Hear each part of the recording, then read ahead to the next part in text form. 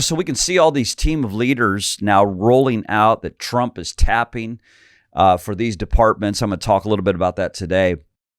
But as we see the leadership that he's putting in place, what does that actually signal to all of us? What it signals is it's time to clean house. And President Trump is very serious about cleaning house and leading with courage and leading with strength. Donald Trump is doing a lot of heavy lifting, and it's sending shockwaves right now across the United States, putting in some major players on the board to correct Washington. And so, of course, so much of this is rolling out so quickly. I mean, there's just been celebration after celebration after celebration. My phone keeps blowing up. Are you seeing this? Have you heard this? Have you seen this? I was with some of our staff and our team yesterday, and reports were coming in, and there would be eruptions of praise in the office, and it was actually quite comedic at times. So you got Vivek right now. You got Vivek. You got Elon teaming up together, working together in conjunction to lead the Department of Government Efficiency, the DOGE, as they're calling it, the Department of Government Efficiency, to dismantle the governmental bureaucracy, slash the excess regulations, wasteful spending, waste and fraud, and restructuring federal agencies essential to the Save America movement. They believe they're going to be able to liberate this economy. Could it be true? Yeah, I think it could be. They said they think they can slash out up to $2 trillion. I think it's going to be amazing to see actually what Vivek and Elon do in their partnership for the country. I think it's going to be a win across the board. I know many of you have written me or texted me or emailed me, and I love your feedback, and continue to write on. I love it. Senator Marco Rubio, of course, Rubio serves on two committees, the Intelligence and Foreign Relations as well. He will do absolutely outstanding. Florida loves Marco Rubio. We love Marco Rubio. He'll be the first Latino Secretary of State. And then you've got all the women that Trump is picking as well, which so many people doubted. Elise Stefanik, man, that woman is a God-fearing warrior. She is a champion. She's not just loyal to Donald Trump. She's loyal to the Lord Jesus Christ. So Elise has been tapped to be our ambassador to the United Nations, which I think is amazing. Kristi Noem for the Department of Homeland Security. Susie Wiles, White House Chief of Staff, just phenomenal. Tulsi Gabbard, a great fit for the Director of National Intelligence. I think she's going to do excellent. I like her more and more over the months as I've just studied her, watched her, listened to the vision that she has communicated, her love for this country. Awesome. Stephen Miller, Deputy of Policy. A big win for Tom Homan. Oh my gosh, as border czar. I think I could take the whole episode today on Tom Homan. Former ICE director. That guy is an absolute beast. He's an all-star. I say beast in the best way. I'm not talking about the beast out of Revelation. The guy's an all-star. And speaking of ICE, someone told me the other day, scoffing, oh man, there's no way we're going to be able to get 21 million illegals out of this country. I told them, are you serious? I mean, Bill Clinton under his watch got 11 million illegals out of this nation. Don't tell me that it can't be done, because it's going to be done. Tom Homan this week, he said that since his appointment, he says he's received thousands of messages from former Border Patrol and immigration officials who want to return now to law enforcement administration to be a force multiplier. I mean, this is like a put me in coach moment. I'm ready to work. I'm ready to do my job. Anyway, Tom Homan, he's an absolute all-star. Probably many of you saw him just take apart AOC, and that was incredible.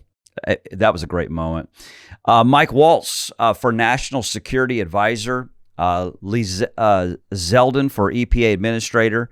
The appointment of Mike Huckabee. Oh my gosh. Mike Huckabee, ambassador to Israel. You know, Huckabee started going to Israel at the age of 17. He's been there over 100 trips. I actually met Mike Huckabee in Jerusalem, 2017. That was my very first trip to Israel at that time. I was at the Garden Tomb. Mike Huckabee came in with 600 guests with him. That's right, 600 guests. It was awesome. It was amazing. That was one where I just exploded with praise unto the Lord.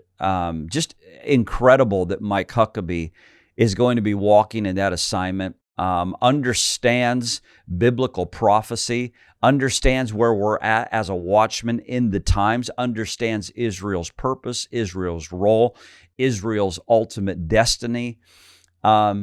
It's incredible, and to God be the glory.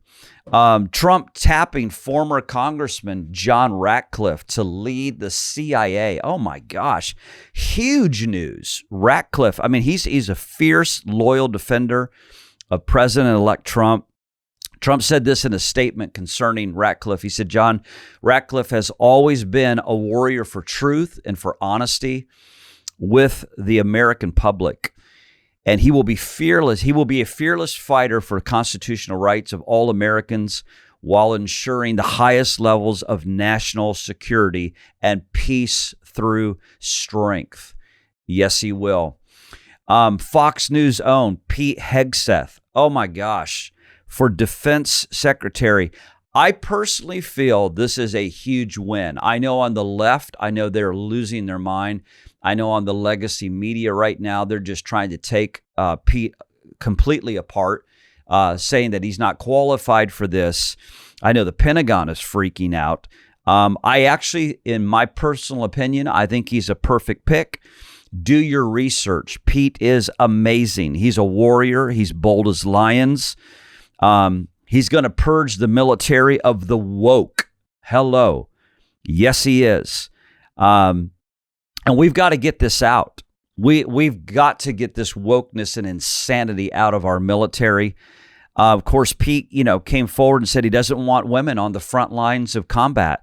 And he said that with honor. He said it in such an excellent way. And I couldn't agree more. Women have their place. They have their respected places, and it's not there.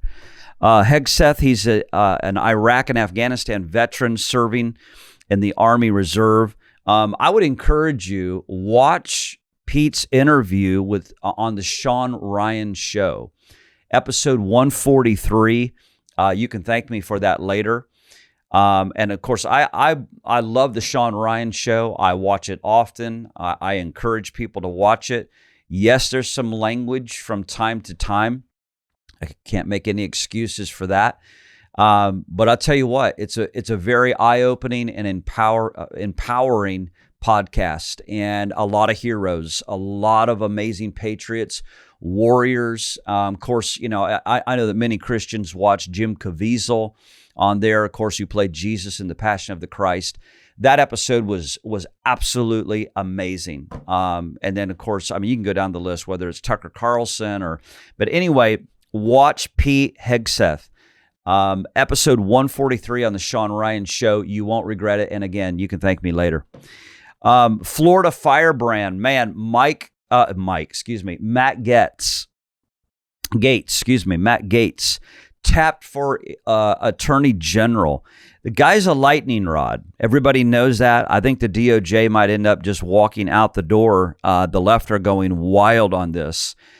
He's not just going in to be the AG. He's going to clean house and in the weaponization of the justice system.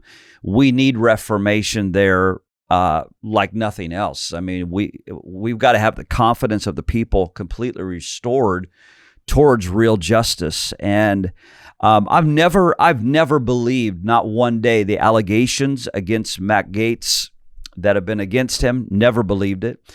Saw his resignation from the House of Representatives yesterday. Saw Speaker Mike Johnson talking about that.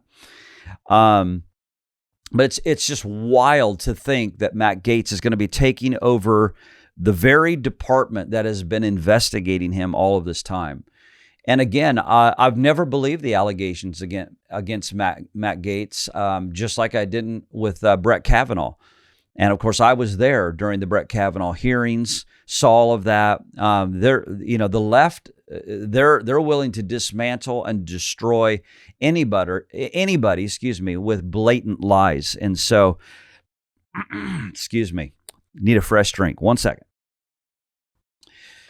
Those of you that are listening, just getting a quick drink here. And then we move to Florida Senator Marco Rubio. Yes, come on. He serves on intelligence, foreign relations. Actually, I already hit Marco Rubio. There we go. But somebody told me yesterday, they said, man, it feels like more is being accomplished in just the last 8 or 9 days than the last 4 years. Hello. That's because real leadership is coming. If you like this video today, like, share, and subscribe, and we will see you in the next video.